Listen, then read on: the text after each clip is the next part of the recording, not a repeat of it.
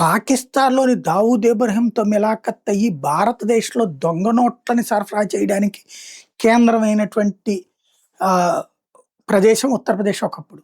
అలాగే అల్లకల్లోలాలు సృష్టిస్తూ అజాం ఖాన్ అనేవాడి కోసం చేసిన అరాచకాల దగ్గర నుంచి హిందువుల భూములు లాక్కోవడం, వ్యాపారాలు లాక్కోవడం, ఈవెన్ ముస్లిముల్లో కూడా వీళ్ళకిష్టమైనోళ్ళకి భూములిచ్చేసి మిగతా వాళ్ళే లాక్కున్న దుష్కృత్యాలు చేసుకొస్తున్నోళ్ళని ప్రోత్సహించి నిలబెట్టుకుని తోడు నిలబడ్డటువంటి వాడు ఆ రోజున అఖిలేష్ యాదవ్. ప్రాంతీయ పార్టీలు తమ బ్రతుకు కోసం ఎలాంటి నీచ, నికృష్ట, కర్కశ చర్యలకైనా పాల్పడతాయనడానికి సాక్ష్యం, ఓట్ల కోసం ఎంతకైనా దిగజారుతారనడానికి సాక్ష్యం ఉత్తరప్రదేశ్ అఖిలేష్ యాదవ్ వ్యవహారం.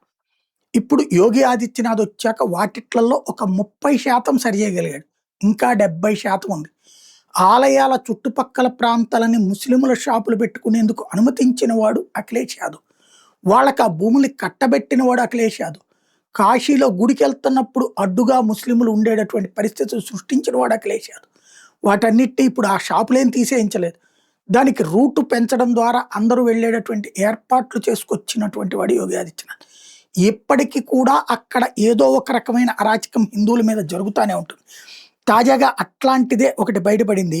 బాగ్పాత్ ప్రాంతంలో ఒక మసీదు కట్టారు, ఒక పల్లె ప్రాంతంలో.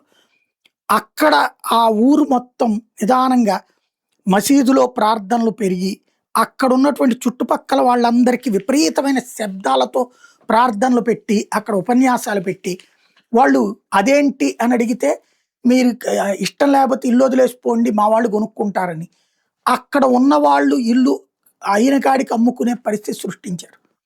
ఇప్పుడు వాళ్ళందరూ కలిసి యోగి ఆదిత్యనాథ్ అప్రోచ్ అయ్యారు.